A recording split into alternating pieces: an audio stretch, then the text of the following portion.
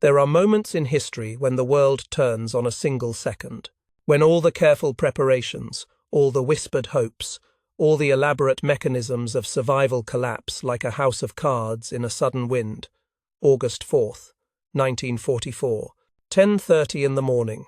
The sun streams through Amsterdam's streets with the innocent brightness of any summer day. But in a warehouse building at 263 Prinsengracht, something ancient and terrible is about to unfold.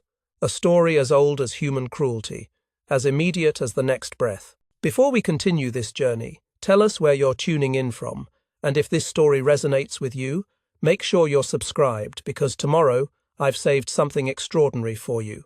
For 761 days, consider that span of time for a moment, for more than 2 years, a bookcase had swung open only for friends. Otto Frank's business associates, those remarkable individuals who chose courage over safety, would move aside the innocuous piece of furniture to reveal what lay beyond, a secret annex where 8 human beings had compressed their entire existence into less than 500 square feet. Each morning, the same ritual. Each evening, the same careful concealment. 761 days of holding one's breath, of walking softly, of existing in the conditional tense when the war ends. They would say, never if. But now the bookcase crashes aside with a violence that shatters more than wood and plaster. Karl Josef Silberbauer, an Austrian sergeant in the security police, storms up the stairs with 4 Dutch policemen behind him. Their boots on the wooden steps sound like hammers driving nails into coffins. This is the sound that every hidden Jew in occupied Europe dreaded, the sound of betrayal made manifest, of mechanisms clicking into their final, fatal position. The mechanism itself is almost absurdly simple. An anonymous phone call. A voice offering. Information about hidden Jews. The price? 60 guilders. In today's currency, about $1,000. Consider what it means to reduce 8 human lives to such a sum. What calculations occur in a mind that makes that call? What internal arithmetic allows someone to trade their neighbor's existence for a month's rent? These questions will haunt investigators for decades, spawning theories and cold cases that persist into our own century. But in this moment, the answer matters less than the consequence. Otto Frank stands slowly when the officers enter. Here is something remarkable about human nature. He has mentally rehearsed this moment hundreds of times. Every unexpected knock, every unfamiliar voice in the street below, every deviation from routine has triggered the same internal preparation. What will I say? How will I protect my children? Can I bargain for time?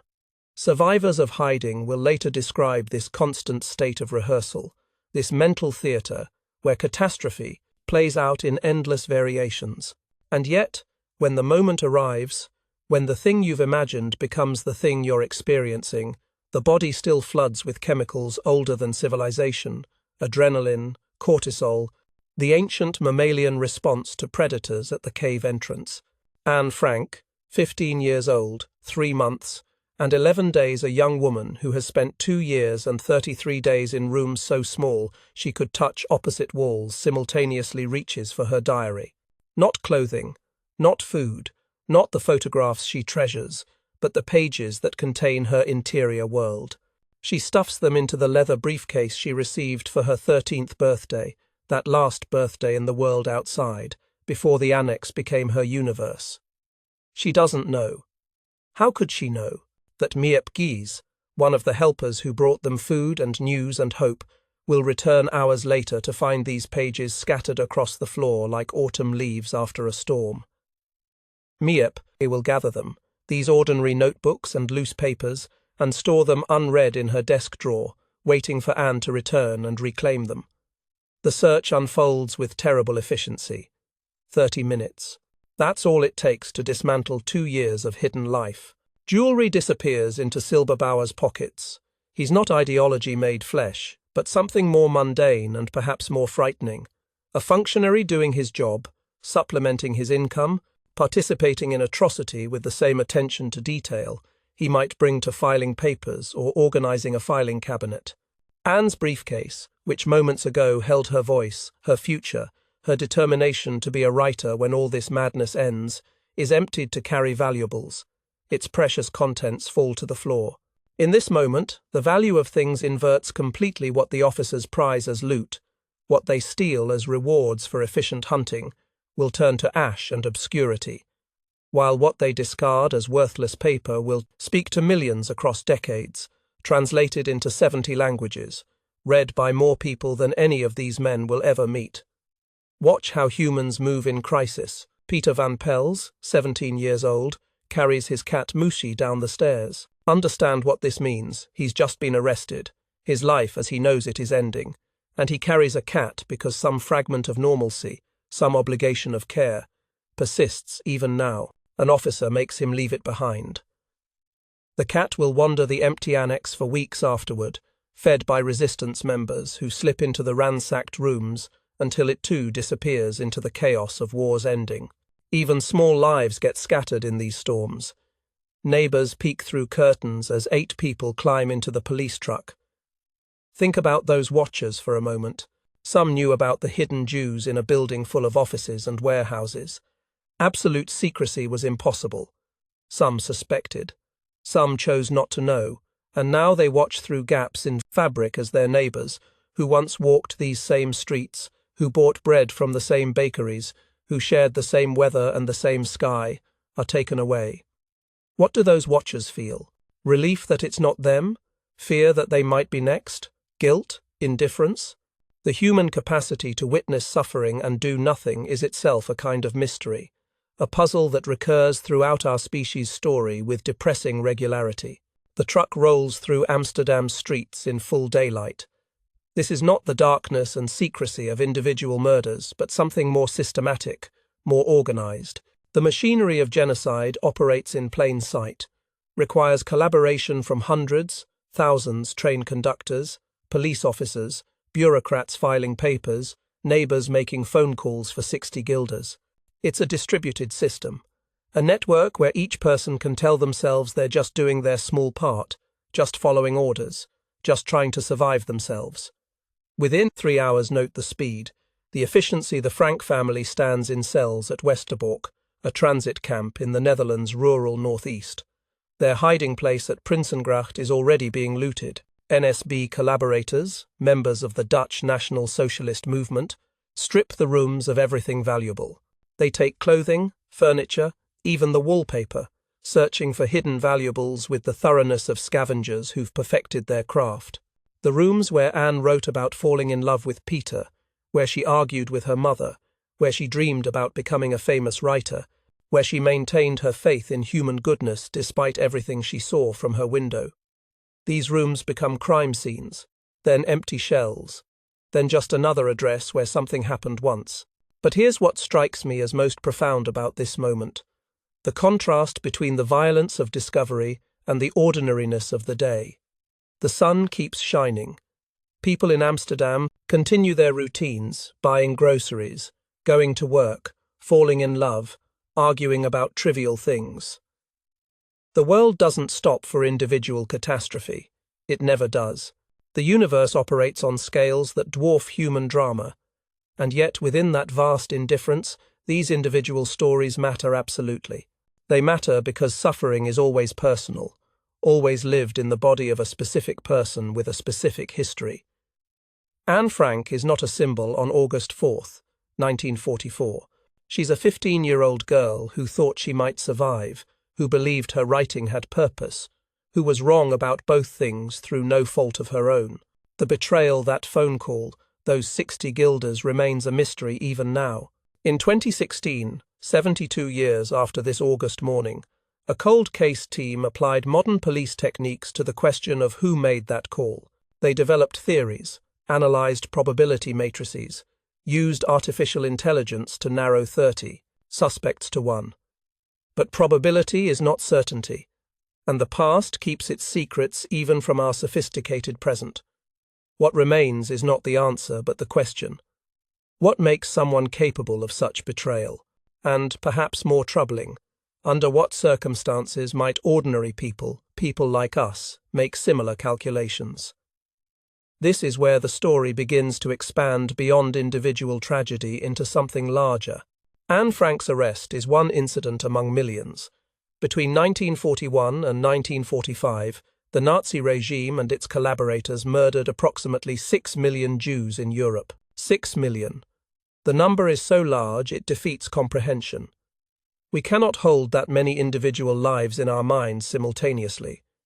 We cannot feel 6 million deaths the way we can feel one. This is a quirk of human psychology. We're evolved for small groups, for personal connections, for individual faces. We can weep for Anne Frank while remaining numb to millions. This doesn't make us monsters. It makes us human, which is perhaps its own kind of problem. But here's why Anne's story persists when so many others have faded into statistical anonymity. She left her voice behind. Those pages scattered on the floor, gathered by Miep Gies, preserved unread, until Otto Frank returned alone from Auschwitz to discover he was the only member of his family to survive.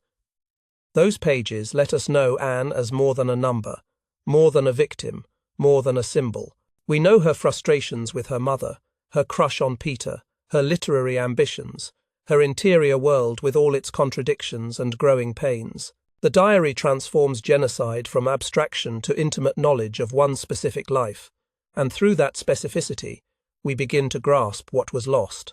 As the truck carries the Frank family toward Westerbork on this August afternoon, Anne doesn't know she has 333 days left to live. She doesn't know that liberation is 9 months away, that, if she can just survive through winter, through spring, into April, British tanks will arrive at Bergen-Belsen and find the survivors. She doesn't know that her death will come not from gas chambers or bullets, but from typhus, from neglect, from the systematic collapse of every system that sustains human life. She doesn't know that her father will search for her after liberation, will hope against hope that she survived somewhere, will learn of her death only after returning to Amsterdam and beginning the impossible task of continuing to live. What she knows, sitting in that police truck with her family and the Van Pels family and Fritz Pfeffer, 8 people who shared those cramped rooms, who created a micro-society under impossible conditions, who negotiated conflicts and celebrated birthdays, and tried to maintain their humanity in a situation designed to strip it away. What she knows is that the waiting is over. For 2 years, they lived in conditional time, in the future tense, when we're free again, after the war, when we return to normal life. Now, they're in the present tense, in the immediate and unavoidable now. The truck turns a corner. Amsterdam disappears behind them. Ahead lies Westerbork, then Auschwitz, then Bergen-Belsen, then earth and silence. But also ahead, unknowable to Anne in this moment, lies something else. Words that will survive when their author cannot. A voice that will speak across decades to millions, testimony that transforms personal tragedy into collective memory. The bookcase has been torn aside, the secret annex discovered, the silence shattered. What comes next will test the limits of human endurance and reveal the depths of human cruelty. But it will also preserve, through an accident of survival and the dedication of helpers who refuse to forget, a voice that insists on being heard. The story continues. The truck rolls on. History pivots on this August morning, though the people living through it cannot yet see the pivot, cannot know what will be remembered and what will be forgotten. They know only what we always know in crisis.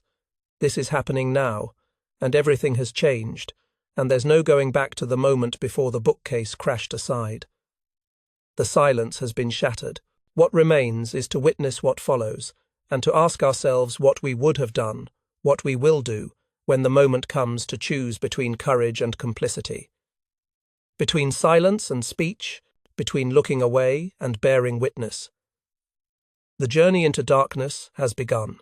There are places in human history where the normal rules of existence suspend themselves, where the physics of social life, the unwritten laws that govern how people treat each other, how communities function, how dignity persists, simply cease to apply. Westerbork Transit Camp is such a place, built in the rural northeast Netherlands, surrounded by heath and forest that would seem peaceful in any other context. It operates as a machine, designed to process human beings from one state to another, from person to number, from individual to cargo. from someone with a name and a history to an entry in a ledger. The camp was originally constructed in 1939 to hold German Jewish refugees fleeing the Reich. Imagine that bitter irony for a moment, a sanctuary that became a trap when Germany invaded Holland in May 1940. Now, in August 1944, as the Frank family arrives in that police truck from Amsterdam, Westerbork has transformed into something that defies easy description. It's a transit camp, yes, but the word transit suggests temporary passage, a way station on a journey. The destination, though spoken in whispers, is understood by everyone. Auschwitz, Sobibor, Bergen-Belsen, names that carry the weight of finality. Look at the numbers, because numbers sometimes reveal what words cannot. Westerbork was built to hold 300 refugees. By August 1944, it compresses 10,000 human beings into that same space. Imagine trying to maintain personhood, maintain identity, when you're one of 10,000 in a space designed for 300. The mathematics of density create their own reality. There's not enough space, not enough air, not enough privacy, not enough of anything except fear and uncertainty. Anne becomes prisoner, a 25. Margot becomes a 26. Their identities, which for 15 and 18 years respectively, have been built through family relationships, friendships, experiences, dreams, preferences, all the accumulated particularity that makes a person unique. All of this compresses into an alphanumeric designation. A 25. The ledger that records this survives the war. Anne Frank does not. There's something profound in this survival of paperwork while people perish, as if the bureaucracy of genocide matters more than its victims, as if the recording of destruction is more durable than what gets destroyed. The camp operates on a logic that seems almost designed to torment people with false hope. Consider the strangeness of what exists here.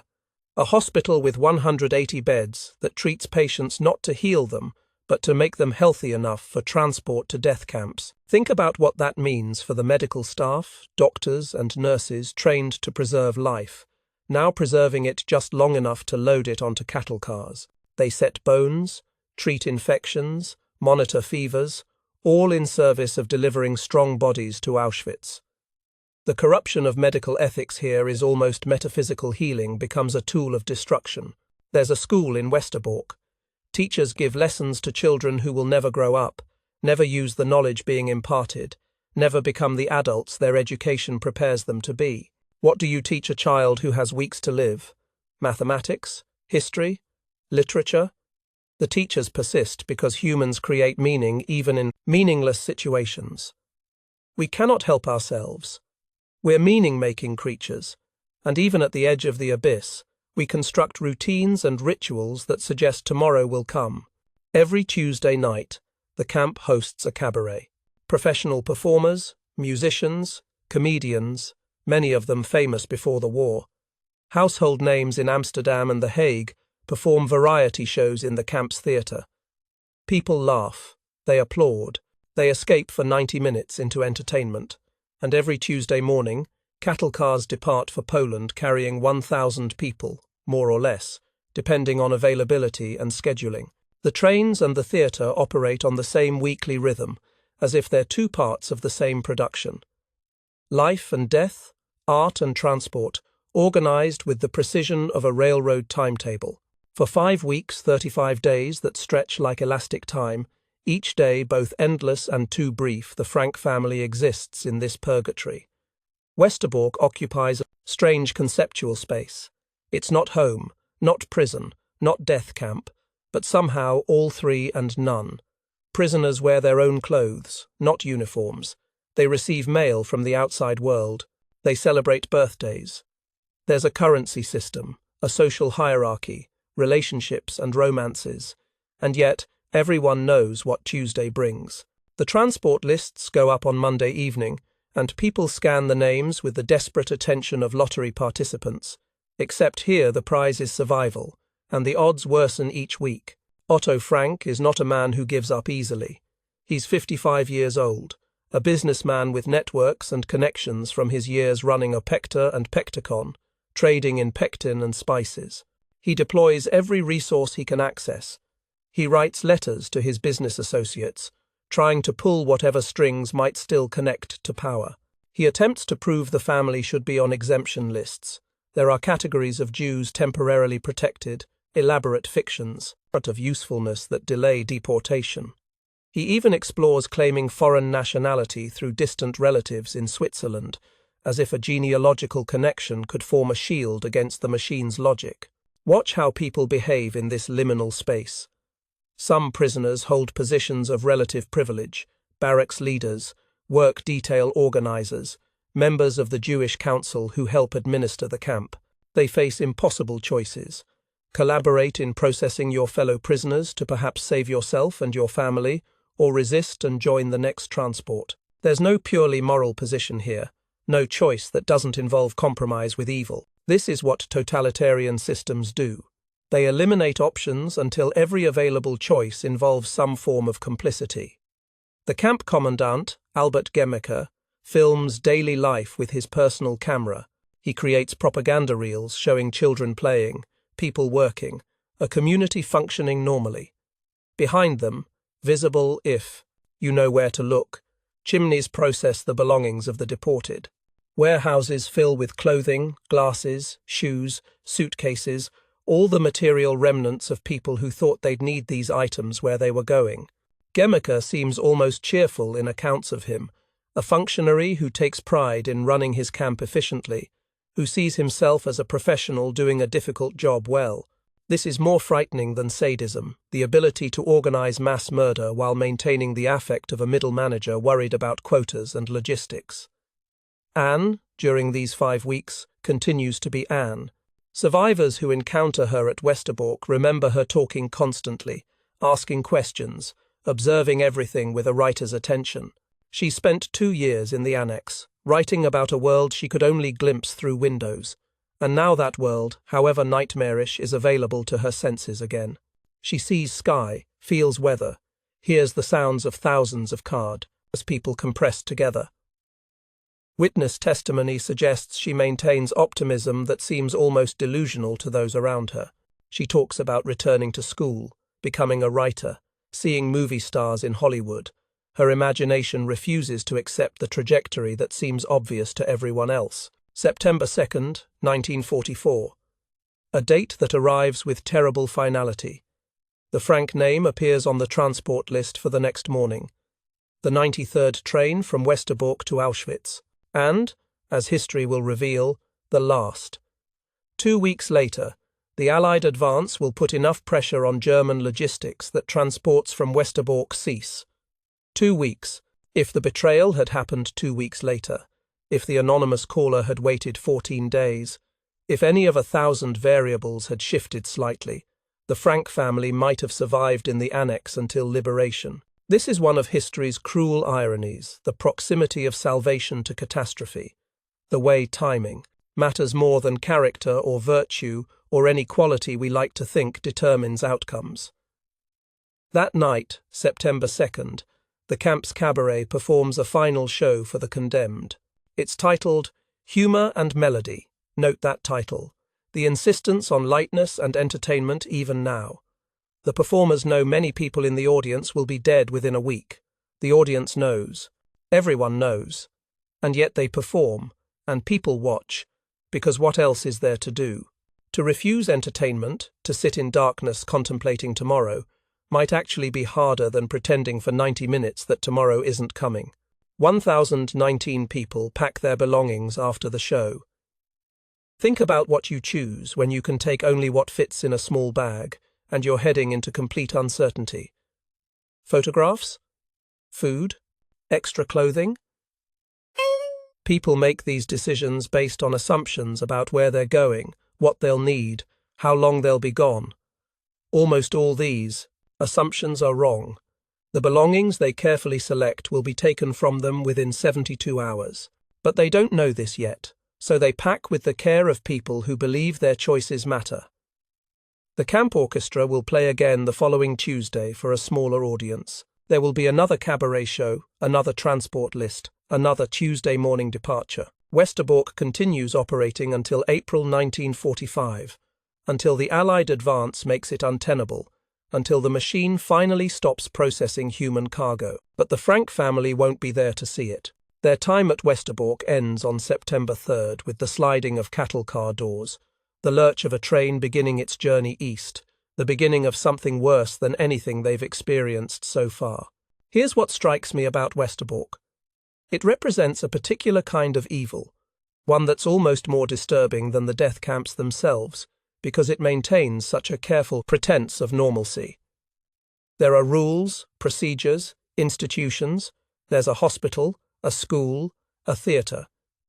People wear their own clothes, children play, and yet all of this serves the ultimate purpose of efficiently delivering people to their deaths. It's evil with a friendly face, horror dressed in the costume of administration. The camp's designers understood something about human psychology. If you're going to process thousands of people to their deaths, it's more efficient to keep them calm, hopeful, uncertain about their destination until the last possible moment. Let them maintain routines and relationships. Let them believe they might be exempted, might survive, might somehow navigate the system to safety.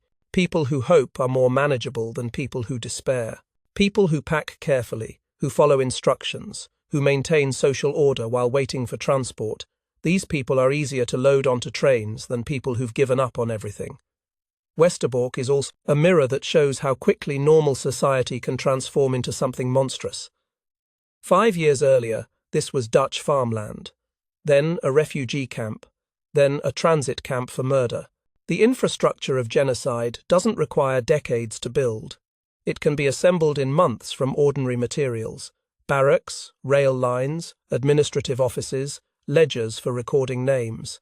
What takes decades, centuries even, is creating the ideological and social conditions that make people willing to work in such places, to collaborate in processing their neighbours, to look away while trains depart every Tuesday morning. And here's another uncomfortable truth. Most people at Westerbork aren't monsters. They're ordinary humans placed in an extraordinary situation, making choices that seem rational in the moment. The Jewish council members who compile transport lists tell themselves they're protecting some by sacrificing others. The Dutch police who guard the camp tell themselves they're just doing their jobs. The commandant filming his propaganda reels tells himself he's documenting history.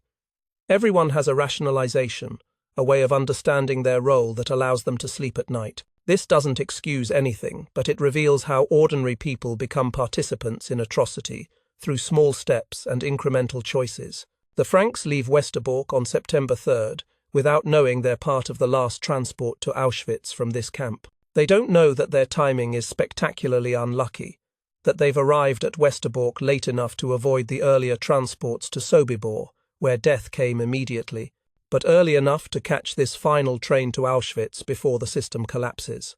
They don't know anything except that they're leaving, that their 5 weeks of uncertain waiting have ended, that whatever comes next begins when those cattle car doors slide shut. As the train pulls away, Westerbork continues its routines. The hospital treats its patients. The school teaches its lessons.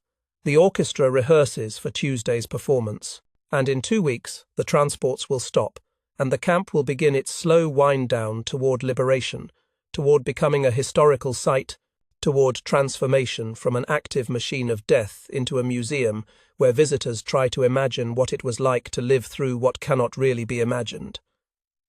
But that's not the Franks' story. Their story moves east now, into Poland, into a darkness that makes Westerbork seem almost tolerable by comparison. The transit machine has processed them efficiently, and now their cargo heading toward the universe's end, toward a place where the last pretenses of civilization vanish entirely, where death operates at industrial scale. The train gathers speed. The familiar landscape of the Netherlands disappears behind them. Ahead lies something that defeats description, that survivors will struggle to articulate for the rest of their lives, that seems to exist outside normal human experience. The journey into the heart of darkness has begun, and there's no turning back now, no more hope of exemptions or rescue. There's only what comes next, and what comes next is Auschwitz. September 3rd, 1944, 11 hours before dawn. The cattle car doors slide shut with a sound that survivors will describe decades later as the sound of tombs sealing. This is not metaphor but precise observation. The heavy wooden panels, the metal bars, the finality of the closing, all create an acoustic signature that announces something fundamental. The world outside has ended, and what remains is this wooden box, this compression of humanity beyond any density that dignity can survive. 1,019 people distributed across freight cars designed for 40. Let's pause on that mathematics for a moment. 40 is the number painted on the exterior of each car. 40 hommes, 8 chevaux, 40 men, or 8 horses.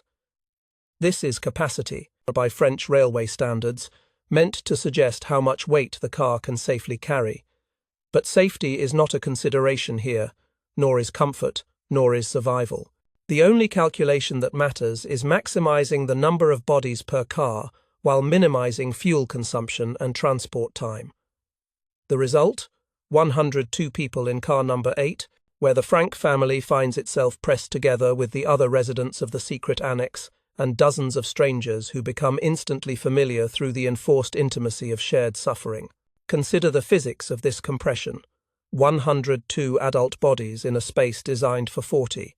There's not enough room to sit simultaneously. People take turns, an informal system emerging within hours where some stand while others crouch or sit on the floor. Personal space, that invisible boundary we maintain in normal life, that envelope of air and autonomy we defend without thinking, disappears completely. You cannot move without touching others. You cannot breathe without breathing air that's already passed through others' lungs. You cannot maintain any pretense of privacy or modesty or individual existence. The compression forces everyone into a collective body, a single organism of suffering. The train lurches forward at 11:15. It travels at approximately 30 miles per hour, a speed precisely calculated by transportation engineers to reach Auschwitz in 72 hours while minimizing coal consumption. This is efficiency thinking applied to human cargo, not too fast to waste fuel, not too slow to create logistical bottlenecks. The train must arrive on schedule to coordinate with selection schedules, gas chamber availability, the processing capacity of the camp. Every element connects to every other element in a system of remarkable, terrible efficiency. A single bucket serves as the toilet for 102 people. One bucket. Consider the mathematics again. The logistics of bodily function when you cannot achieve privacy, when you're pressed on all sides by strangers and family alike, when children and elderly and everyone in between must address the most basic biological necessities in full view and smell of everyone else. Within hours, the bucket overflows. There's nowhere for the waste to go except the floor. The smell becomes overwhelming, then oddly recedes, not because it diminishes, but because the olfactory system fatigues, stops registering what it cannot escape.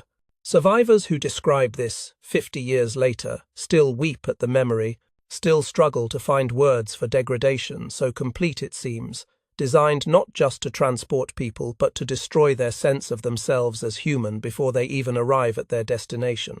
Anne watches through the cattle car's slats. These are narrow gaps in the wooden sides, meant for ventilation but now serving as the only connection to the world outside.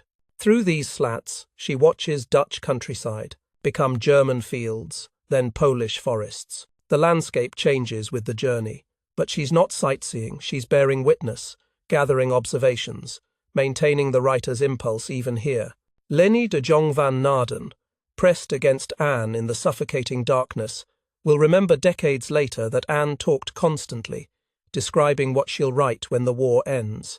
Notice that phrase, when the war ends, not if I survive.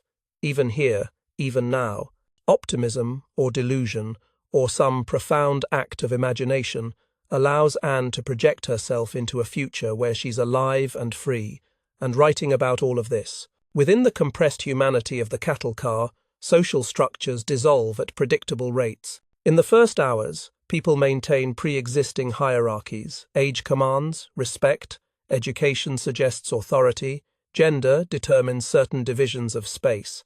But these structures require physical space and social distance to persist. By the second day, they've collapsed, almost entirely into pure survival mode. The elderly and the young, normally protected by social conventions, have no special privileges here. Everyone is equally desperate for air, water, space, the thin veneer of civilization that makes us say please and excuse me and after you, requires an environment where such courtesies matter. Here, they're obsolete. Water runs out after 24 hours. Prisoners had been told to bring water for a short journey, 3 days maximum, they were informed, though no destination was specified. Some brought more than others, some share, others hoard. These decisions about sharing become moral tests in compressed time. Do you give your child your last water, knowing you'll suffer terribly from thirst? Do you offer water to strangers when your own family needs it? Every normal ethical framework becomes complicated when resources are absolutely scarce, and death is the alternative to selfishness. Children's crying fills the first day, a constant chorus of distress that sounds like an alarm that cannot be turned off. By the second day, the crying becomes intermittent, weaker. By the third day, silence. The silence is worse than crying. It suggests resignation, defeat, resources so depleted that even protest requires more energy than remains. Parents hold children and cannot comfort them, cannot provide what children need most: safety, water, hope, any promise that this will end in anything other than catastrophe. The train stops 14 times over 3 days for rail switches and military priority. Germany, in September 1944, is still at war on multiple fronts. Soviet forces push from the east. Allied armies advance from France after the Normandy invasion. Resources flow toward military necessity, and a trainload of Jews heading to Auschwitz ranks low in priority when Wehrmacht units need reinforcement or supplies need routing to the Eastern Front. So the train sits on sidings for hours while other trains pass. During one stop, guards offer water in exchange for wedding rings. This creates a bidding war, a grotesque market where families compete to surrender their most precious items, symbols of love and commitment for a few cups of water. Some refuse on principle, others calculate that survival matters more than symbolism. There's no right answer. As the train crosses from Germany into Poland, someone recognizes station names from relatives' final letters. This is how information travels in a totalitarian state, through whispers, through fragments, through letters that say everything by saying nothing directly. Uncle has moved to his new residence in the east, a letter might say, and everyone knows Uncle is dead, gassed, processed through the machinery that receives these trains. Station names become code for finality. When prisoners recognize these names through the cattle car slats, the implications spread through the car like contagion. Everyone suddenly knows what they've been, trying not to know. Where they're going, what happens there, why the destination has never been explicitly named. Temperature extremes add another layer of torment. During the day, September sun heats the wooden cattle cars to 104 degrees Fahrenheit. Bodies packed together generate additional heat. People gasp for air through the slats, fighting for position near ventilation. At night, temperatures drop to near freezing. Bodies that were overheating now shiver uncontrollably. There's no way to adapt, no equilibrium to reach just constant oscillation between extremes. The body's regulatory systems overwhelmed by conditions no organism evolved to handle. On the third night, September 5th, as darkness settles over Poland, searchlights suddenly pierce the cattle car slats. The train slows, stops. For a moment, there's silence, the kind of silence that comes when 100 people simultaneously hold their breath, when fear so complete grips everyone that even involuntary sounds cease. Then the doors crash open. The sudden light after 3 days in near darkness is itself an assault. Eyes cannot adjust quickly enough. Forms move in silhouette. There's screaming guards, shouting orders in German, dogs barking, chaos that seems deliberately designed to disorient, to overwhelm, to prevent organized response or resistance. They've arrived at the universe's end. Auschwitz-Birkenau, where industrial murder operates at a scale that defeats human comprehension, where the very worst possibilities of human nature find full expression, where every system that normally sustains life has been inverted to maximize death. This is not hell. Hell is metaphor. Religious imaginations attempt to describe ultimate suffering. This is something worse because it's real, because humans designed it, because it operates with the precision of a factory and the efficiency of a machine.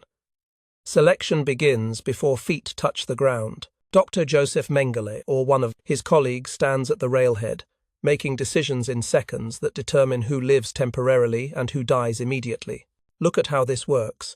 As people stumble from the cattle cars, blinded by lights, disoriented by 3 days of darkness and deprivation, guards shout instructions to form lines. Men separate from women. The doctor watches each person for approximately 4 seconds. That's not an estimate, but a calculation based on processing rate and transport size and gestures left or right with his hand or baton. Left means immediate death. Right means temporary survival. 4 seconds to evaluate a human life, to decide who's useful for slave labor and who should be gassed within hours. The Frank family emerges from car number 8. Otto Frank, 55 years old, still relatively strong from his years running businesses that required physical activity. Edith Frank, 44, weakened by 3 days without adequate water or food. Margot, 18, always the more delicate of the 2 sisters. And Anne, 15 years and 1 month old, small for her age, exhausted but apparently managing to appear healthy enough for the selection doctor's brief evaluation. This is the moment that determines everything. If Anne had been 14 years and 11 months instead of 15 and 1 month, she would have gone left to immediate death. Children under 15 went automatically to gas chambers.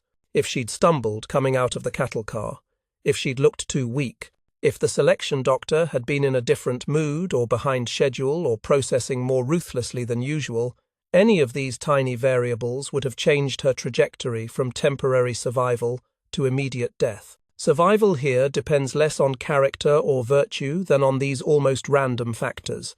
Age by months, apparent health in a 4-second evaluation, the particular officer making selections that day. Anne stands tall. Later accounts suggest she somehow understood to pinch her cheeks for colour, to project health and strength she doesn't feel. She passes to the right with Margot and Edith. Otto Frank joins a separate men's line that branches toward different barracks. This is the last moment the Frank family exists as a unit. From this point forward, their stories diverge into separate hells, parallel nightmares that will intersect only in memory and loss. Otto will never see his wife or daughters again. He won't know where they've gone, whether they're alive, suffering, dead. The family that crowded into the secret annex, believing they'd survive together, that maintained their bonds through 2 years in hiding and 5 weeks at Westerbork and 3 days in cattle cars. This family shatters in seconds into disconnected individuals facing separate fates. As the men march one direction and women another, people call out names, trying to maintain connection across the growing distance. Stay strong, we'll find each other. After the war. These phrases echo in the night air, becoming fainter as the columns separate, finally fading into the general chaos of arrival, processing, the machinery of the camp absorbing another transport into its operations. The 3 days in darkness have ended. Anne and Margot and Edith have survived the journey that killed dozens on their train, the very young, the very old, the ill, those who couldn't endure 3 days of such deprivation. They've been selected for temporary survival rather than immediate death. From one perspective, they're lucky. From another perspective, what awaits them is a prolonged dying, a slow consumption by a system designed to extract maximum labor before disposal. Auschwitz doesn't kill quickly like the gas chambers it contains. It kills through starvation, disease, exposure, overwork, despair. A death of 1,000 small degradations that erases personhood before finally erasing breath. The searchlights continue sweeping the rail platform. More cattle cars, disgorge more prisoners. The selection process continues with its terrible efficiency. The camp absorbs this transport the way it has absorbed hundreds of others, and will absorb dozens more before the system finally collapses under the weight of its own evil. But for Anne Frank, standing in a line of women being herded toward processing, toward the next phase of this nightmare. The immediate question is not the camp's eventual collapse, but how to survive the next hour. The next day, how to maintain enough of herself to still be Anne when, if freedom finally comes. There are places on Earth where the normal laws of human behavior cease to apply, where the accumulated wisdom of civilization, thousands of years of moral philosophy, religious teaching, ethical development evaporates like morning dew under a merciless sun. The selection ramp at Auschwitz-Birkenau is such a place. Here, under arc lights that transform night into harsh, shadowless day, a man in a white coat stands, making 4-second decisions that determine who lives and who dies. This is Dr. Josef Mengele, or one of his colleagues rotating through selection duty, performing a task that inverts everything medicine is meant to be. Look at the physics of selection, because there's a terrible logic to it, a system that operates with scientific precision. The criteria are brutally simple. Children under 15 years old go left to immediate death because they cannot perform useful labor. Mothers who won't abandon their children follow them, left the system, has learned that mothers will try to stay with their children no matter what, so it's more efficient to gas them together than to waste resources separating them. Anyone over 50 goes left because the camp's actuarial calculations determine that older bodies break down too quickly under slave labor conditions to justify the calories required to maintain them. Anyone who limps, coughs, shows obvious weakness, appears ill left. The selection is not about who deserves to live or who's morally worthy or who's innocent. It's pure utilitarian calculation. Can this body perform labor for at least a few weeks before it collapses? If yes, temporary survival. If no, immediate death. Of the 1,019 people who left Westerbork 3 days ago, 549 walked directly to gas chambers this night. 549 human beings who boarded that train believing they were going to a labor camp, who survived 3 days in cattle cars, who can see buildings and lights and what appears to be some kind of installation. These people have approximately 2 hours left to live. They don't know this yet. They're told they're going to shower facilities, to delousing stations, to processing areas. The deception continues until the last possible moment because calm prisoners are easier to process than panicked ones. Anne Frank, 15 years and 1 month old, stands in the women's line as the selection doctor's gaze passes over her for approximately 4 seconds. Later testimony suggests she understood somehow to stand straight, to project health, to pinch her cheeks for color. Whether she learned this from other prisoners in whispered warnings during the chaos of arrival, or whether some instinct for survival kicked in, we cannot know. What we know is that she passes to the right. Margot, 18, also passes. Their mother, Edith, 44 years old but appearing healthy enough in the brief evaluation, passes as well. 3 women who 30 seconds ago were a compressed family unit in a cattle car now become 3 separate individuals navigating a system designed to isolate and destroy. This is the last moment the Frank family exists as a unit. Otto Frank has already been marched toward the men's section. He's looking back, trying to see his wife and daughters in the chaos of arrival, trying to understand where they're going, what's happening.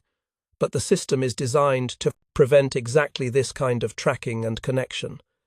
Families must be broken immediately, because family bonds create resistance, create people who fight for each other, who won't accept selection passively. Isolated individuals are easier to control than groups with emotional connections. Watch what happens to identity in the processing that follows. The selected women, 350 from this transport, roughly a third of the total, enter a building where they encounter the first stage of systematic erasure. Hair is shaved completely, not just head hair but all body hair. This serves ostensibly practical purposes. Removing hair eliminates lice habitat, makes typhus control easier, but it also serves a psychological purpose. Humans without hair look less human, both to guards who must manage them and to themselves. Hair is identity, is individuality, is how we present ourselves to the world. Remove it and you remove one more marker of personhood. The shaved hair is saved, It's packaged and sent to Germany, where it's used for submarine insulation, for felt boots, for industrial purposes. Everything has value in the Nazi economic system except the people themselves. The hair matters. The gold teeth that will be extracted from corpses matter. The clothing and shoes and suitcases matter. But the person? The person is waste product, the residue left over after extracting everything useful.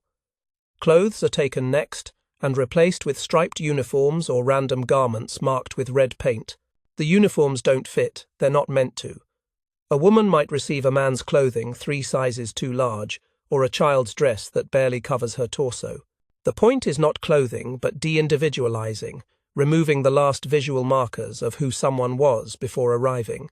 Anne Frank, who spent 2 years in the secret annex, carefully maintaining her appearance in the few photographs she had, who wrote in her diary about wanting to be pretty, who was entering that adolescent phase where appearance feels central to identity. Anne now wears rags marked with paint, her head shaved, her body reduced to generic female form among thousands. Numbers are tattooed on forearms of most prisoners, though Dutch Jews from this particular transport mysteriously avoid this marking. Perhaps the tattoo station is overwhelmed, perhaps there's some administrative reason lost to history. Anne never receives a tattoo, never carries Auschwitz literally inscribed on her body the way so many survivors do. This absence means something later.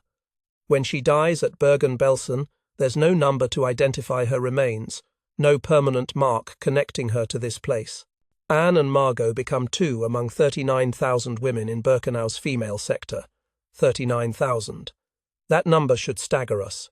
39,000 women compressed into a facility built originally to hold a fraction of that number.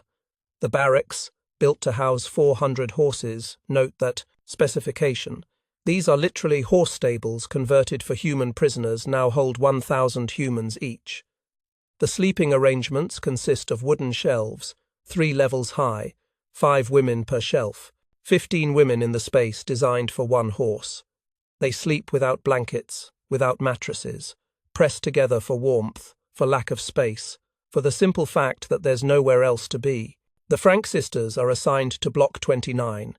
Years later, survivors from this block will remember Anne's optimism as seeming almost delusional. She talks about returning to school, about becoming a writer, about seeing movie stars in Hollywood. She discusses what she'll do after the war with the certainty of someone planning next week's activities, not someone whose life expectancy can now be measured in weeks. Is this delusion, profound denial, or some kind of survival mechanism? A refusal to accept reality as a way of maintaining sanity. We cannot know what Anne's interior experience is. We know only what others observe, a 15-year-old girl who seems unable to accept that she might not survive this.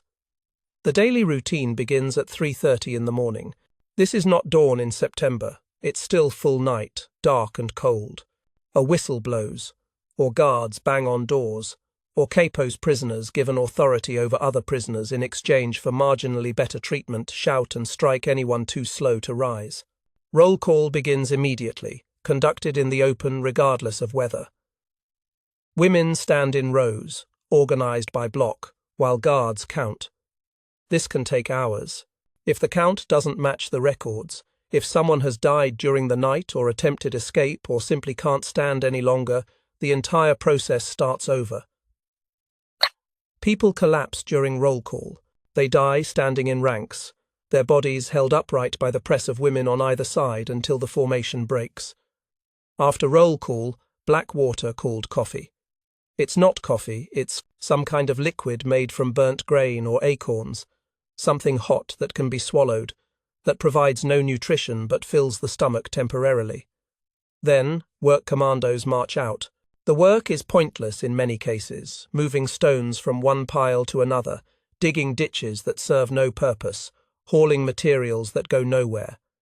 The point is not productivity, but consumption. Bodies must be worked to exhaustion because exhausted people don't resist, don't organize, don't have energy for anything except basic survival. Lunch is soup, a watery broth with occasional potato peels or vegetable scraps.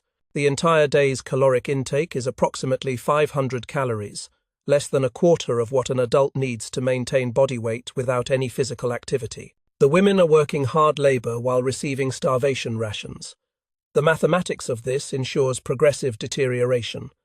The body begins consuming itself, breaking down muscle tissue for energy, cannibalizing organs, slowly destroying itself from the inside.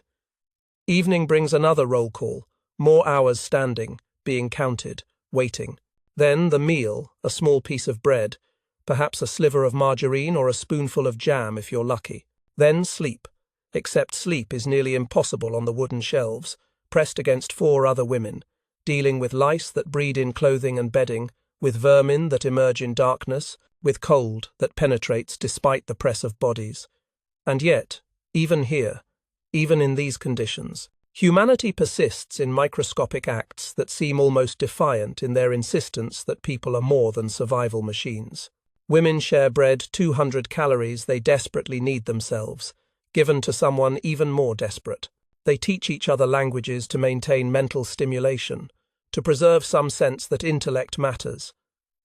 They mark Sabbath in whispers, maintaining religious observation that makes no logical sense in a place where God seems absent, but matters precisely because it asserts continuity with a world beyond the wire.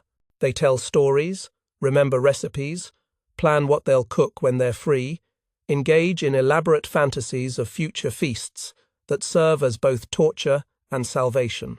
Anne participates in this underground culture of preservation. She tells stories from her diary, from her years in hiding. She asks questions constantly, gathering information with a journalist's instinct, even though there's no longer any possibility of writing anything down. Other prisoners find her presence somehow reassuring this girl who refuses to give up hope, who talks about the future with certainty, who maintains belief in human goodness, even here, where human evil operates at industrial scale. But optimism requires energy, and energy requires calories, and calories are precisely what the camp denies. Anne is burning through her body's reserves, the fat accumulated during years of adequate nutrition, then the muscle tissue, then the organ function itself. She's physically deteriorating even as her spirit tries to maintain altitude. The mathematics are inexorable. Input 500 calories, output 1500 through labor and basal metabolism, and the deficit compounds daily. Eventually, the body simply cannot continue. The selection doctor's 4-second evaluation that sent Anne right instead of left has given her perhaps 3 months. That's the average survival time for women sent to labor in Birkenau, rather than immediately to gas chambers, approximately 90 days before disease, starvation, or another selection sends them to the crematoria anyway. Anne doesn't know this statistic. She's living day to day, trying to survive roll call, soup line, work detail, night. She's not calculating life expectancy or running probability matrices. She's simply enduring, moment by moment, in a present tense that stretches endlessly while also somehow racing toward an unseen conclusion. In the men's camp, Otto Frank faces parallel conditions. He's 55, old by camp standards, but he's mentally tough and physically capable. He works, endures, survives the selections that periodically cull weaker prisoners. He thinks constantly about his wife and daughters, knowing they're somewhere in this vast complex of camps but unable to contact them, unable to know if they're alive. This not knowing might be worse than knowing the worst. At least certainty allows some kind of psychological accommodation. Uncertainty is torture that never resolves. The family that hid together, that survived Westerbork together, that endured 3 days in darkness together, this family now exists in separate realities that might as well be different planets. They're separated by a few hundred meters of wire and mud, but they cannot communicate, cannot help each other, cannot even know if the others survive. The system has accomplished its purpose. Isolated individuals facing private hells, unable to draw strength from family bonds because those bonds have been severed. As September yields to October, as the days grow shorter and colder, Anne and Margot Frank persist in Birkenau. They've survived the initial selection, the processing, the first brutal weeks of camp routine. They've learned to navigate the system, to avoid beatings, to make themselves invisible during selections. They've somehow maintained their bond as sisters, sleeping on the same wooden shelf, sharing their inadequate rations, maintaining whispered conversations that assert their continued existence as individuals with history and relationship. But the system is designed to wear down even the strongest. Survival in Auschwitz is not about character or virtue or hope. It's about calories, disease, resistance, luck. And luck in this context means random factors like which work detail you're assigned to, which guard is in which mood on which day, which louse carrying which disease happens to bite you. Anne and Margot Frank have been lucky so far. But luck, in a place like Auschwitz, eventually runs out for almost everyone. The question is not whether it will run out but when, and what fresh horror awaits when the next selection, the next transport, the next reorganization of this machinery of death redirects them towards some new form of suffering. October 28, 1944. Dawn breaks over Auschwitz-Birkenau with the sound of distant thunder that's not weather but Soviet artillery, 40 miles away and closing. The Red Army has been advancing steadily westward since their summer offensive broke German lines, liberating occupied territories, pushing toward Berlin. The staff at Auschwitz can hear history approaching, can feel the system that has operated with such terrible efficiency for years beginning its final collapse. But collapse takes time, and in that time, the machinery continues processing human beings with the same ruthless logic it has always employed. Another selection. The women of Block 29 stand in formation as SS officers walk the ranks, pointing left or right with the casual authority of people sorting objects rather than determining fates. This selection has a specific purpose: identifying prisoners strong enough to survive transport to Bergen-Belsen, a camp in northern Germany that sits far from approaching Soviet forces. Bergen-Belsen is different from Auschwitz. It has no gas chambers, no crematoria, no systematic murder apparatus. Death there arrives through a different mechanism: neglect, starvation, disease, the slow grinding down of human bodies when every system that sustains life is allowed to fail. Anne Frank, now nearly 2 months in Auschwitz, has been transformed by the camp. The girl who arrived with some reserves, some physical resilience built up from years of adequate nutrition, despite the deprivations of hiding, that girl has been consumed by the mathematics of starvation. Her body has burned through its fat reserves, has broken down muscle tissue for energy, has begun the slow process of organ compromise that eventually ends in death. But she's still standing, still passing selections, still alive when so many others from her transport have already gone to the gas chambers or died of typhus or simply expired from the accumulated weight of suffering. Margot stands beside her sister. The two have maintained their bond through everything, through the cattle cars, through the initial selection, through 2 months of roll calls and forced labor and starvation rations. They sleep pressed together on the same wooden shelf. They share their bread, their water, their whispered conversations that maintain some thread of identity beyond mere survival. In a system designed to isolate and destroy, sisterhood is an act of resistance. The selection passes over them. Anne and Margot are chosen for transport to Bergen-Belsen. They're among approximately 8,000 women selected from Auschwitz's female population for this movement. But Edith Frank, their mother, fails the selection or perhaps refuses to leave. The accounts vary, and in the chaos of camp life, precise details often disappear into the general fog of trauma and memory. What's certain is the result. Children are separated from their mother in seconds. There's no time for goodbye, no moment of embrace or final words. One moment, they're together. The next, Anne and Margot are marching toward trains while Edith remains behind, knowing with absolute certainty she'll never see her daughters again. Try to imagine Edith's interior experience in this moment. She's 44 years old. She's spent her adult life raising these children, protecting them, nurturing them through childhood illnesses and school challenges and adolescent drama. She's hidden with them for 2 years in the secret annex, compressed their family life into rooms smaller than most people's closets, maintained household routines, and birthday celebrations, and some semblance of normalcy.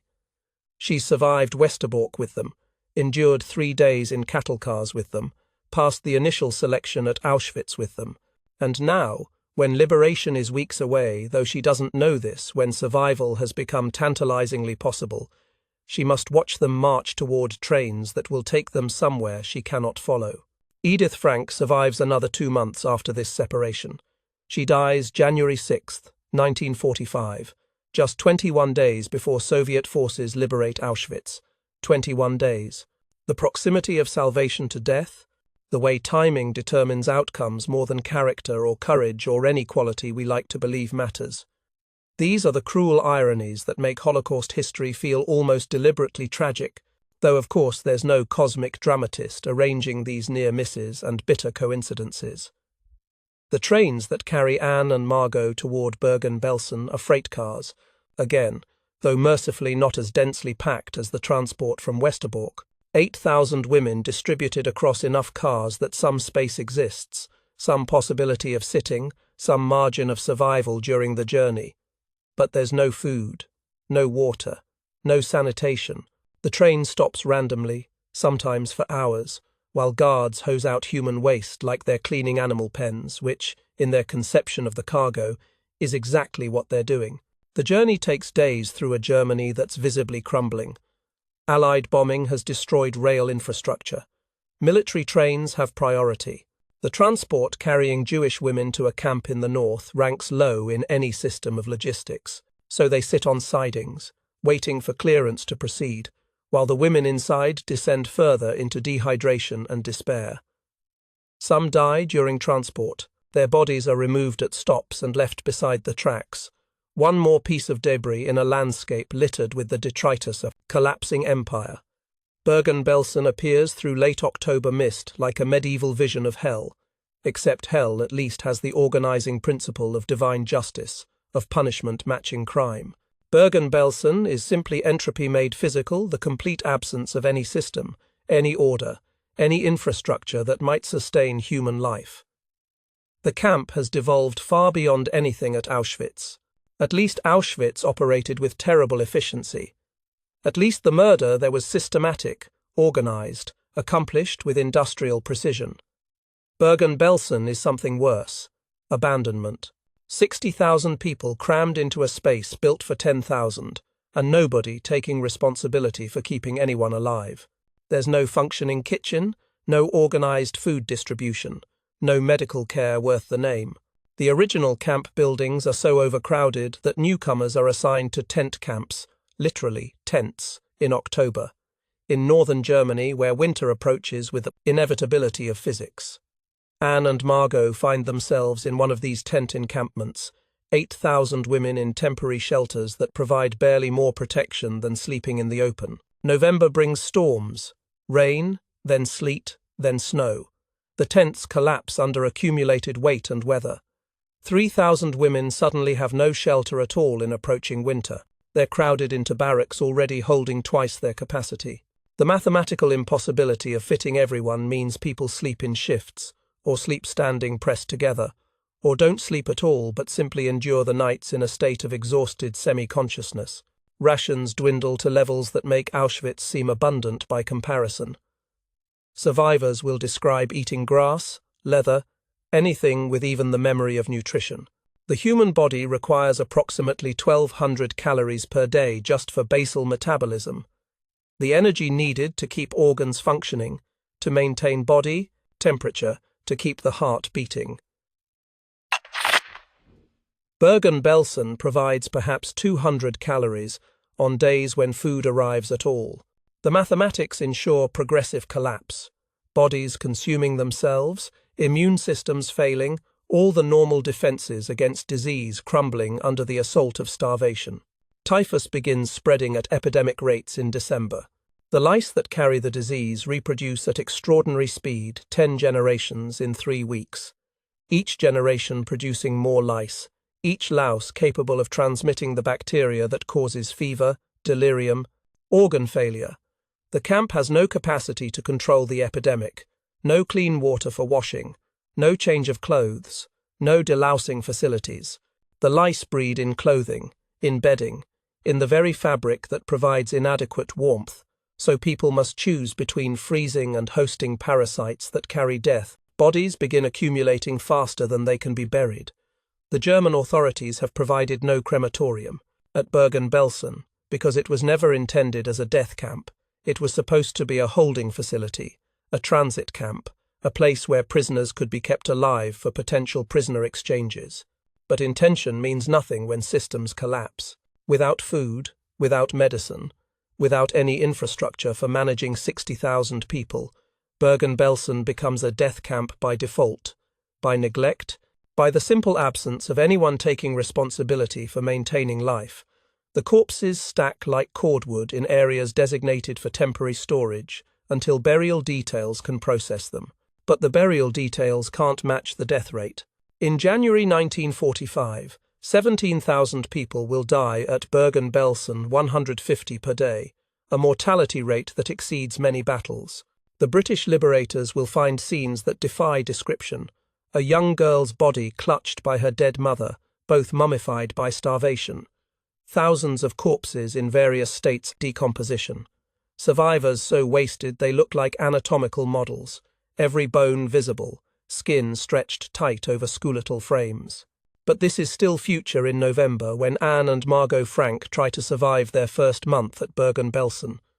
They're together that matters, that counts for something in the calculus of endurance. They're young, which means their bodies might have reserves that older prisoners lack, and Anne maintains her impossible hope, her conviction that she'll survive to write about all of this, that the war will end, and she'll return to Amsterdam and become the writer she's always dreamed of being. Except hope requires energy, and energy requires calories, and calories are precisely what Bergen-Belsen denies. Anne tells Rachel van Amerongen Frankfurter about her dreams, red dresses, movie premieres, life as a famous writer. Rachel, who survives to testify about these conversations decades later, remembers being struck by the gap between Anne's dreams and the visible reality of her deteriorating body. The spirit remains intact, even as the flesh betrays it, consumed from within by starvation that allows no exceptions for hope or youth or writing talent. Winter deepens. The cold becomes another enemy alongside hunger and disease. Human bodies maintain 98.6 degrees Fahrenheit through metabolic processes that require fuel calories converted to heat, but without adequate calories, without fat reserves to burn, without muscle tissue that hasn't already been consumed, the body cannot maintain temperature. People die of hypothermia in their sleep, their metabolic fires burning out while they dream of warmth. Anne and Margot share body heat, share their diminishing rations, share whispered conversations that maintain some thread of connection to their life before. They talk about their parents, their father in the men's camp at Auschwitz, their mother left behind in Birkenau, both impossibly distant, both existing in parallel hells that might as well be different universes. They talk about the secret annex, about Miep and Bep and Mr. Kugler and all the helpers who risked everything to keep them safe. They talk about Amsterdam, about school, about normal life that seems like it happened to different people in a different world. But these conversations require energy too. Speaking requires breath, requires vocal cords, requires a body capable of producing sound. As December yields to January, as the cold intensifies and rations diminish further, and typhus spreads through the camp like wildfire through dry grass, even conversation becomes costly, becomes a luxury that requires resources they barely possess. Yet they persist. Day by day, hour by hour, minute by minute, two sisters maintain their existence against a system that's forgotten they exist. In a camp where death has become so common it barely registers, where the machinery of genocide has been replaced by something almost worse, indifference. Nobody is actively trying to murder them anymore. Nobody is processing them to gas chambers or organizing systematic extermination. They're simply being allowed to die through neglect, through the absence of anyone taking responsibility for keeping them alive, through the entropy that claims everything when systems collapse and nobody cares enough to maintain basic human decency. The distance between Anne and death narrows daily, measured in calories, in degrees of body temperature, in immune system functionality. She doesn't know that British forces are advancing toward Bergen-Belsen. She doesn't know that liberation is months away. She knows only the immediate: cold, hunger, lice, sickness, She knows that her sister is weakening. She knows that her own body is failing in ways that feel both alarming and somehow distant, as if the body has become something separate from self, a machine that's running down while the consciousness inside watches with detached interest. This is the final season of Anne Frank's life, though she doesn't know it yet. The selection that sent her to Bergen-Belsen instead of keeping her at Auschwitz has perhaps extended her life by weeks. If she'd stayed at Auschwitz, she might have been gassed during one of the final selections before the camp's evacuation. Or she might have survived to liberation. Otto Frank will survive Auschwitz, will be there when Soviet forces arrive in late January. The alternative histories are endless, all of them equally unknowable. What's real is what happens. Anne and Margot at Bergen-Belsen, winter closing in, their bodies failing, death approaching with the patient inevitability of physics. February 1945 arrives with a paradox that defines the final months of World War II in Europe. The war's end is visible but unreachable. Allied forces close from all directions. Soviet armies press from the east, British and American forces advance from the west. German territory shrinks, daily on maps that show coloured arrows converging on Berlin. Liberation is inevitable, certain, mathematically guaranteed by the overwhelming force approaching from multiple directions. And yet for people trapped in Bergen-Belsen, these global movements might as well be occurring on a different planet. Victory exists in the future tense, while death remains stubbornly present. The camp systems have collapsed completely, not partially or temporarily, but in a way that suggests no possibility of recovery. 17,000 people will die at Bergen-Belsen in the first 3 months of 1945. That's 150 deaths per day, a mortality rate that transforms the camp into something beyond a prison, beyond even a death camp in the systematic sense. It's simply a place where people go to die slowly, without gas chambers or firing squads or any deliberate mechanism of murder. They die because there's no food, because there's no medicine, because typhus spreads, unchecked, because frozen ground prevents burial and corpses accumulate in piles that become part of the landscape. Anne Frank exists in this nightmare with the physical resilience of someone whose body has already been pushed beyond normal human limits. She's lost approximately 40% of her body weight since arriving at Auschwitz 5 months ago. Her hair, shaved at Auschwitz, has grown back in patches. Malnutrition affects hair growth, makes it brittle and irregular. Her skin stretches tight over bones that are increasingly visible. Her immune system, compromised by starvation, cannot mount effective defense against the diseases that circulate through the camp. She is, in medical terms, in the final stages of death by starvation. Though the body's decline is gradual enough that consciousness persists, that some version of Anne continues to exist even as the physical substrate necessary for that existence deteriorates. And then, through the barbed wire that separates different sections of Bergen-Belsen, Anne encounters her childhood friend Hannelie Goslar. This meeting, there will be 3 meetings in total, each brief, each conducted through wire that prevents physical contact, carries the weight of a ghost story. Except the ghosts are speaking to each other, both half dead, both somehow still present enough to recognize each other and remember their shared history in Amsterdam, before the war made such memories seem like they belong to different people in a different universe. Hannelie is imprisoned in a different section of Bergen-Belsen with marginally better conditions. She's one of approximately 4,000 exchange Jews, whom the Nazi authorities have kept alive for potential prisoner swaps, hostages who might have value in negotiations as the regime collapses. She receives slightly more food, slightly better shelter, exists under slightly less lethal conditions. Not good conditions, there are no good conditions at Bergen-Belsen, but measured against where Anne is, measurably better. Hannelie thought Anne had escaped to Switzerland. This was a rumour, a hope, a story that circulated in the small world of Amsterdam Jews after the Frank family disappeared from their home. Many people believed the Franks had made it to safety. The alternative was too terrible to contemplate. So when Hannelie hears through other prisoners that Anne Frank is alive, is here, is in the section of the camp on the other side of the wire, the news carries contradictory weight. Relief that Anne survived, horror at what survival means in this context. They arrange to meet at the wire at night, when guards are less vigilant, when darkness provides some cover for prisoners moving between barracks. The first meeting. Imagine it. Two girls who grew up together, who attended the same school, who played in the same neighborhoods, who shared the normal dramas and joys of childhood before the world inverted itself. Now they stand on opposite sides of wire, neither fully visible to the other in darkness, speaking in whispers to avoid attracting guards. Anne appears as a ghost to Hanneli skeletal, head shaved to stubble, wrapped in blankets because she no longer has adequate clothing. She cries, telling Hanneli she has nothing, no food, no clothes, her parents are dead. That last part is not quite true. Otto Frank is alive in Auschwitz, though Anne doesn't know this. But Edith is dead, or perhaps in Anne's mind, unable to help her anymore, which amounts to the same thing. The precision of facts matters less than the emotional truth Anne is conveying. She's been abandoned by everything, everyone.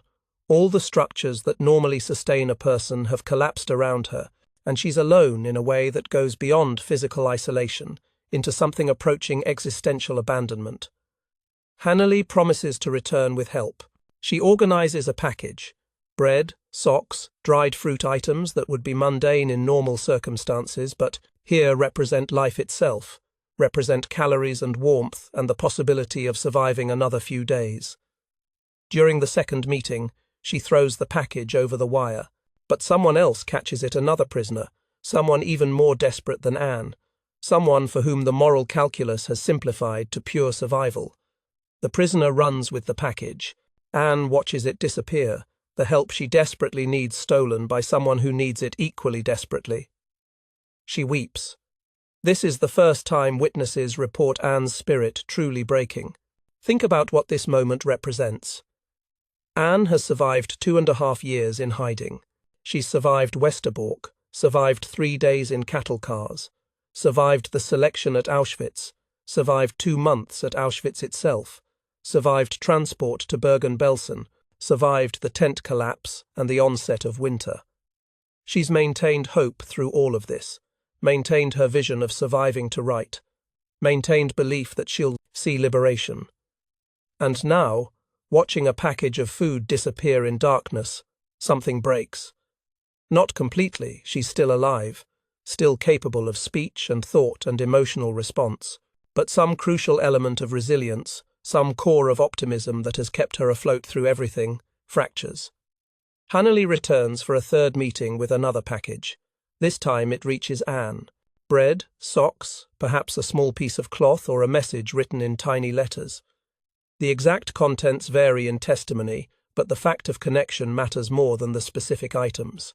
Anne receives this final kindness, this last gesture from her childhood friend, this proof that she's not completely forgotten, that someone outside her immediate sphere of suffering remembers who she was before the war reduced her to this state. These 3 meetings at the wire become, in retrospect, farewell. Hanneli survives Bergen-Belsen. She lives to testify about Anne, to describe what she saw through the Dane, darkness and the wire, to provide one of the last accounts of Anne alive and conscious and still recognizably herself despite everything the camps have done to her body. But after that third meeting, after the package that reaches its destination, Anne and Hanneli never connect again. The camp is too large, too chaotic, the sections too separate, and Anne's trajectory is about to enter its final decline. Typhus enters the body through lice bites. The bacteria Rickettsia prowazekii, a microorganism that has killed millions of humans throughout history, that thrives in conditions of overcrowding and poor sanitation and lack of hygiene, breeds in the bloodstream, multiplies exponentially, triggers an immune response that manifests as fever reaching 104 degrees Fahrenheit. The fever is the body's attempt to kill the bacteria by raising temperature beyond what they can tolerate. But fever also damages human tissue, especially at extreme levels maintained for days. The brain, particularly sensitive to temperature, begins to malfunction. Delirium sets in. Confusion. Hallucination. The interior world becomes unstable, unreliable, a place where past and present merge into a continuous stream of consciousness that no longer maps accurately to external reality. Margot falls first.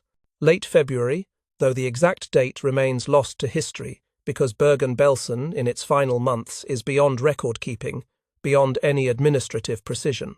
She's on the wooden shelf she shares with Anne when she tumbles off, her body too weak to catch itself, too light from starvation to make much sound when it hits the floor. Other prisoners remember finding her there, remember trying to help her back onto the shelf, remember that she doesn't respond, that she's passed into that final stage where the body has given up but death hasn't quite completed its work. Anne follows days later. The testimony varies on timing. Some survivors remember it as late February, others as early March, none with the certainty that would allow historical precision. The conditions at Bergen-Belsen in this period are so chaotic that death becomes background noise, so common it barely registers. People die in their sleep, die standing in line for non-existent food, die in the open spaces between barracks where they've collapsed and nobody has energy to move them. Anne's death is not remarkable in this context. It's one death among thousands, one more girl who couldn't survive what no human should be asked to survive. Her last coherent words, as remembered by Janny Brandis Brillisleiper, who tries to care for her, express a sentiment that cuts to the core of everything. She can't face her parents in death because she believes she's failed them by not surviving. Consider what this means. Anne, who has endured more in her 15 years than most people face in long lifetimes, who has maintained humanity and hope and writing ambition through circumstances designed to destroy all three, who has done literally everything possible to survive.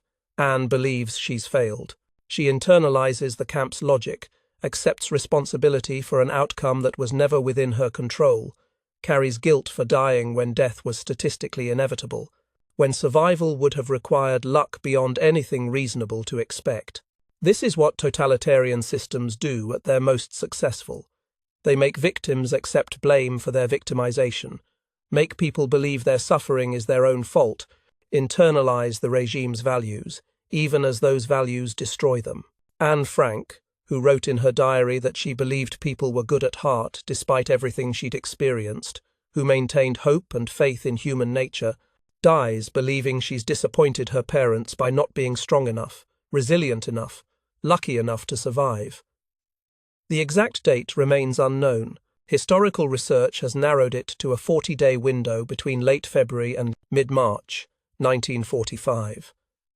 In that window, Anne Frank ceases to exist as a living person and becomes a body, then a corpse among thousands, then ash and bones in mass graves that British liberators will burn with flamethrowers to prevent epidemic when they arrive on April 15th. April 15th, British tanks roll through Bergen-Belsen's gates to find 13,000 unburied corpses and 60,000 living skeletons. The soldiers, hardened by years of combat, veterans who've seen the worst of war's destruction, find themselves unprepared for what Bergen-Belsen presents. This is not battle aftermath. This is systematic neglect, is what happens when every system that sustains human life fails simultaneously, is the endpoint of a process that began with deportation and progressed through starvation to disease to death at scales that overwhelm comprehension. The British immediately begin emergency operations, burial of the dead, medical treatment for survivors, food, distribution that must be carefully controlled because starving bodies cannot process normal meals without fatal shock. They document everything with cameras and film, creating evidence that will be used in war crimes trials, that will shock the world when newsreels show what the concentration camp system produced in its final collapse. They're 30 days too late for Anne Frank. If liberation had come in mid-March instead of mid-April, if the Allied advance had moved slightly faster, if military priorities had allowed reaching Bergen-Belsen a few weeks earlier, Anne might have survived. Otto Frank survives Auschwitz, liberated by Soviet forces on January 27th. Edith doesn't die on January 6th, just 21 days before liberation. Anne and Margot don't survive Bergen-Belsen, dying approximately 6 weeks before British arrival. These near misses, these proximities of salvation to death, these timing questions that suggest, if only scenarios they're the final, cruelty. The evidence that survival often depended more on luck and timing than on character or resilience or any quality we'd like to believe matters. Anne's body lies somewhere in the smouldering ground of Bergen-Belson's mass graves. Without a tattoo, without any identifying mark, without any record of exactly when or where she died, she's anonymous among thousands. Her atoms disperse into smoke and soil, becoming literally part of the earth that absorbed so much suffering in those final months. In one sense, she ceases to exist completely. No grave to visit, no specific location to mark with memorial, no physical remains to connect us to the person she was. But in another sense, the sense that matters most, Anne Frank survives through accident and dedication. Miep Gies gathered those scattered diary pages from the ransacked secret annex on August 4, 1944. She stored them unread in her desk drawer, waiting for Anne to return and reclaim them. When Otto Frank comes back to Amsterdam, alone in June 1945, learning gradually that his wife and daughters are dead, learning that he's the only family member to survive, Miep gives him the diary. Otto reads his daughter's words, discovers the interior life of a girl he thought he knew, finds that Anne was more complex, more thoughtful, more literary than he'd understood. He types excerpts to share with family and friends. Publishers become interested.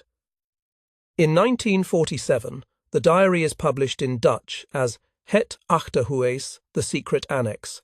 It spreads gradually, then explosively, translated into 70 languages, read by millions, becoming one of the most widely read books in human history.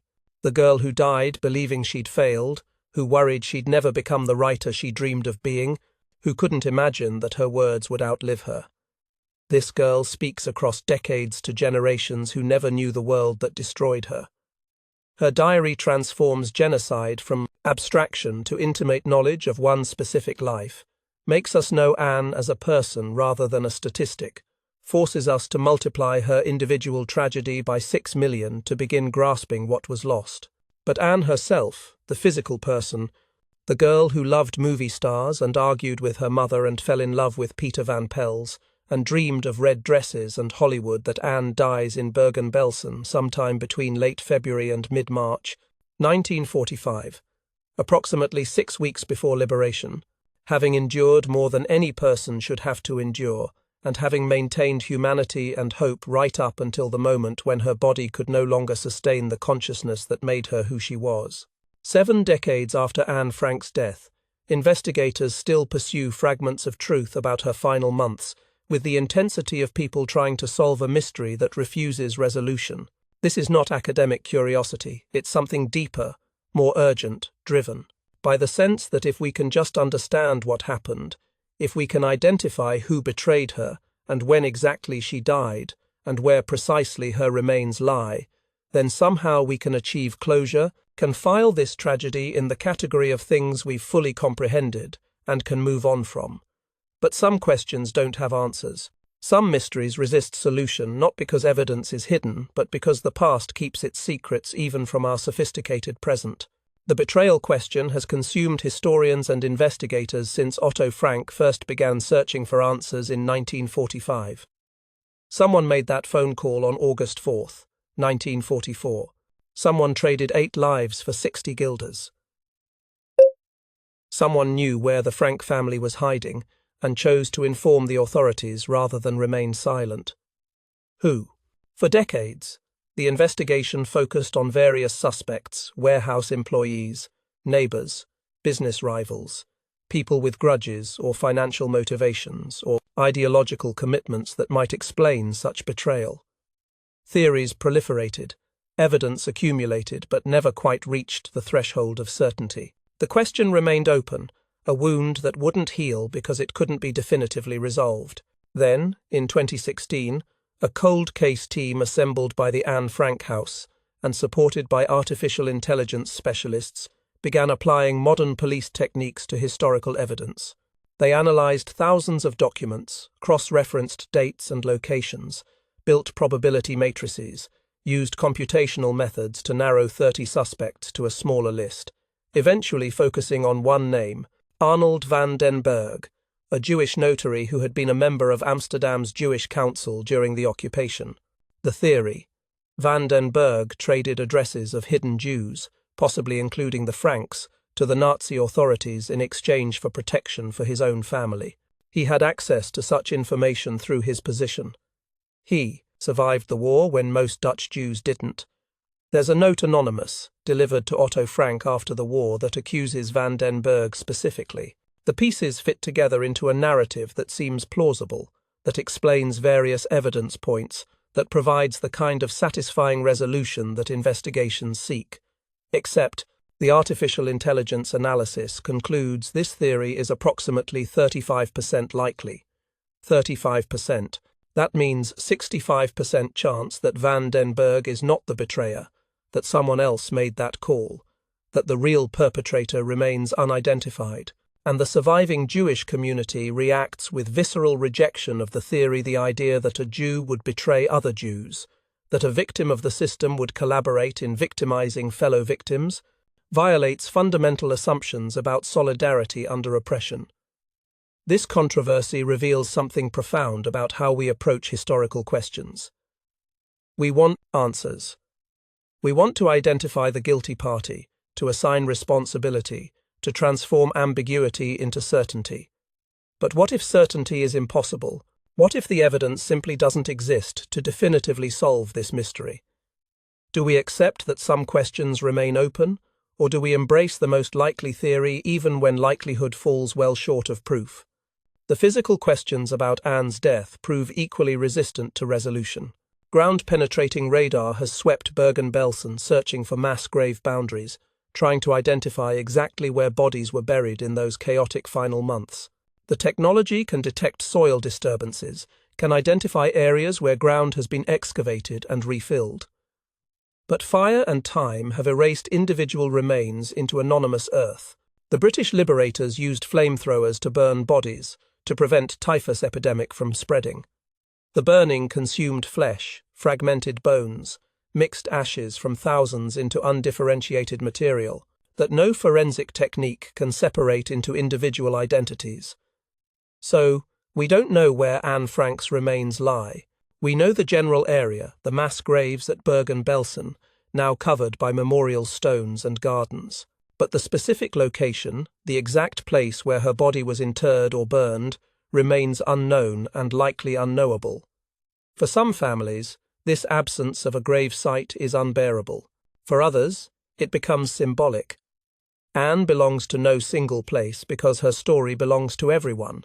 Her atoms dispersed into soil and air represent how completely the Holocaust consumed its victims. The exact date of Anne's death floats in a 40-day window, February 20th to March 31st, 1945. This imprecision frustrates historians trained to value chronological accuracy. We want to mark the day, to commemorate the specific moment when life became death. But Bergen-Belsen, in its final months, existed beyond record-keeping, beyond administrative precision.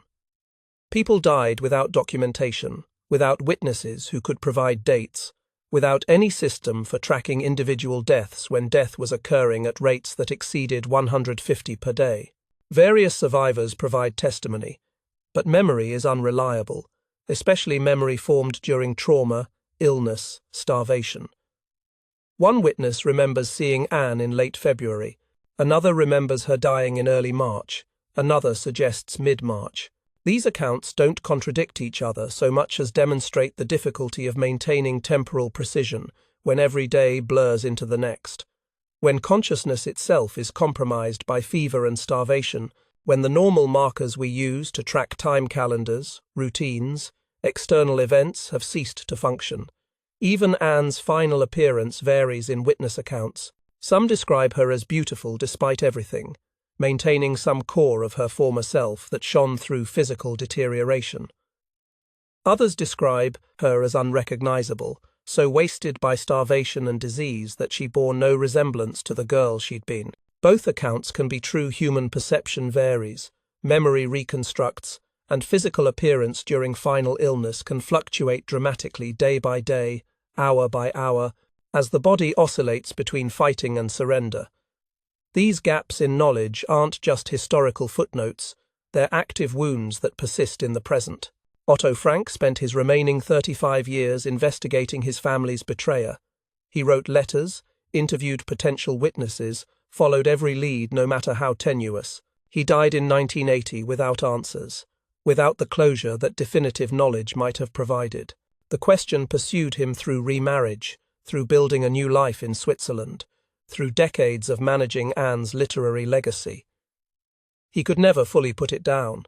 Miep Gies, who saved Anne's diary from the ransacked secret annex, who preserved those pages when they could easily have been destroyed or lost, who gave Otto Frank his daughter's words when he returned alone from Auschwitz. Miep went to her grave in 2010, still wondering if she could have done more. Should she have hidden the family in a different location? Should she have been more careful about who knew? Should she have insisted they flee earlier, when emigration was still possible? These questions tormented her despite universal recognition that she did everything humanly possible, that her courage and dedication saved Anne's voice for posterity. The Netherlands continues excavating collaboration archives, finding new documents that shift theories without providing resolution. In 2022, new research emerged suggesting the raid on the secret annex might have been accidental, unrelated to specific betrayal, that police were investigating illegal labor practices or black market activity and stumbled upon the hidden Jews. This theory contradicts decades of assumption about targeted betrayal, but fits certain evidence patterns. It raises new questions while leaving others unanswered. Perhaps, and stay with me on this thought, perhaps some questions shouldn't be answered. Perhaps the search for definitive resolution misses something important about historical trauma. The betrayer's identity matters, yes, but does it matter more than the millions who stayed silent, who looked away, who continued normal life while their neighbors were deported to death? The exact death date matters for memorial precision, but does it matter more than the life cut short, the writing career never realized, the future that never came? What remains after 7 decades isn't mystery but testimony. 8 people hidden for 2 years in the secret annex, helpers who risked everything. Miep Gies, Bep Voskuil, Johannes Kleiman, Victor Kugler, who brought food and news and hope, who maintained the conspiracy of silence that kept the Franks alive for 761 days. A diary that survived when its author couldn't. Pages scattered on the floor of a ransacked room, gathered by hands that understood their value even without reading them. And questions that ensure we keep asking why humanity repeatedly fails its most vulnerable members. Because that's the real question, isn't it? Not who betrayed the Franks specifically, but why betrayal was possible, why a system existed that rewarded such betrayal, why neighbors informed on neighbors, why so many people participated in or passively accepted genocide. Not when exactly Anne died, but why a 15-year-old girl had to die at all, why the world allowed this to happen, why liberation came too late for millions, not where her remains lie, but why we have to search for them in mass graves, why there are mass graves, why the 20th century produced industrialized murder at scales that dwarf all previous human atrocity. These larger questions don't have simple answers either. They implicate all of us, not in the sense of personal guilt for events that occurred before most of us were born, but in the sense that the conditions that made the Holocaust possible remain relevant. Othering of minorities, scapegoating during economic hardship, political movements built on fear and hatred, indifference to suffering that doesn't directly affect us. All of these persist in various forms, in various places, threatening to create new atrocities if we don't remain vigilant. Anne Frank's story serves as testimony, as warning, as reminder of what happens when these forces go unchecked. Her diary transforms one girl's experience into universal lesson about the value of individual life, the importance of bearing witness, the necessity of remembering what we'd prefer to forget. She becomes a voice for millions who left no voice, whose stories died with them, whose final moments remain unknown because nobody survived to tell them. But we must be careful not to instrumentalize her suffering, not to reduce Anne to merely a symbol or teaching tool.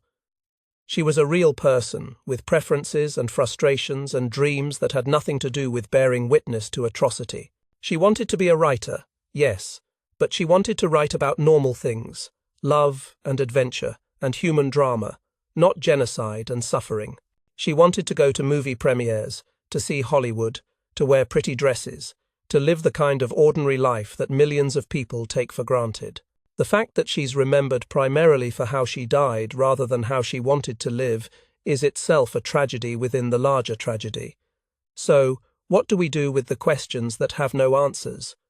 We sit with them. We acknowledge that some mysteries resist resolution not because we haven't looked hard enough, but because the evidence simply doesn't exist.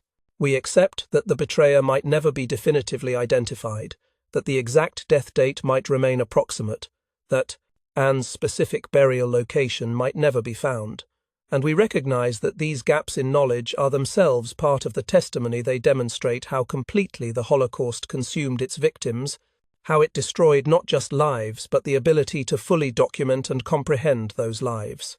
The investigation continues because people care, because Anne's story matters, because each new piece of evidence potentially shifts our understanding, even if it doesn't provide final answers. Researchers continue analyzing documents. Technology continues improving, offering new methods for examining old questions. Survivors and their descendants continue sharing testimony, adding details, correcting misunderstandings. The story remains alive, remains contested, remains subject to revision as new information emerges. But perhaps the most important thing we can do with these unresolved questions is to let them drive us toward preventing future atrocities. The betrayal question should make us examine our own capacity for betrayal, our own complicity in systems that harm others, our own willingness to remain silent when speaking up might cost us something. The death date question should make us consider how many people are dying right now, in various conflicts and crises around the world, whose exact death dates will similarly be lost to history because their deaths occur in chaos beyond documentation. The burial location question should make us think about all the families who cannot properly mourn their dead, who have no grave to visit, who live with the ongoing wound of not knowing what happened to loved ones who disappeared into systems designed to erase them. Anne Frank died in Bergen-Belsen sometime between late February and mid-March, 1945. Someone betrayed her family's hiding place in August 1944. Her remains lie somewhere in the mass graves at Bergen-Belsen. These are the known facts, surrounded by clouds of uncertainty, speculation, ongoing investigation. The uncertainty matters less than what's certain. A talented young writer died before she could become the writer she dreamed of being. A family was destroyed. Helpers risked everything and couldn't save the people they tried to protect. And humanity demonstrated once again its capacity for cruelty at scales that defeat comprehension. 7 decades later, we're still trying to understand what happened and why. We're still pursuing answers to questions that may have no answers. We're still reading Anne's diary, still visiting the secret annex, still searching for the betrayer, still marking her death with imprecise dates, still asking how this could have happened and what we can do to prevent it from happening again. The questions persist because they're not really about Anne Frank specifically. They're about human nature, about civilization's fragility, about the thin line between order and chaos, between humanity and atrocity. And perhaps that's the real testimony Anne leaves behind, not answers but questions, not resolution but ongoing investigation, not closure but the persistent wound that won't heal because it shouldn't heal, because forgetting would be worse than remembering, because the questions themselves keep us vigilant, keep us examining our own society for signs of similar trajectories, keep us asking what we would do if the moment comes to choose between courage and complicity. The bookcase at 263 Prinsengracht still stands, preserved now as a museum where visitors can climb the stairs. Anne climbed, see the rooms where she wrote, "Imagine the fear and hope that coexisted in that space for 761 days. The diary has been published in 70 languages, read by tens of millions, adapted into plays and films and educational materials. Anne's face, from the few photographs that survive, has become globally recognizable. Her story has transcended individual tragedy to become collective memory, shared inheritance, universal lesson. But the questions remain. Who betrayed them? When exactly did Anne die? Where are her remains? And the larger questions. How do we prevent this from happening again? How do we recognize warning signs before they become catastrophe? How do we build societies that don't produce mass graves and cattle cars and industrial murder? How do we remain human when systems try to make us inhuman? These questions don't have simple answers. They require ongoing work, ongoing vigilance, ongoing commitment to remembering what we'd prefer to forget. Anne Frank's story, with all its unresolved questions, all its tragic timing, all its near misses and bitter ironies, serves as continuous reminder that such work matters, that memory matters, that bearing witness matters even when we cannot fully comprehend what we're witnessing. 7 decades later, we're still learning from a 15-year-old girl who believed people were good at heart, despite everything. Still reading words she wrote by candlelight in a hidden annex, still asking questions about her death that may never be fully answered. And perhaps that's exactly as it should be, not because we shouldn't seek answers, but because the questions themselves keep us engaged, keep us remembering, keep us committed to ensuring that Anne Frank and the millions who died alongside her did not die for nothing. The investigation continues. The questions persist. The memory endures. And we, the living, carry the responsibility of bearing witness, of remembering, of doing the difficult work of ensuring that never again means something more than empty words spoken at memorial ceremonies. This is Anne's legacy, not just her diary, but the questions it raises, the discomfort it creates, the demand it makes that we confront what humans are capable of doing to other humans, and that we choose, consciously and continuously, to do better.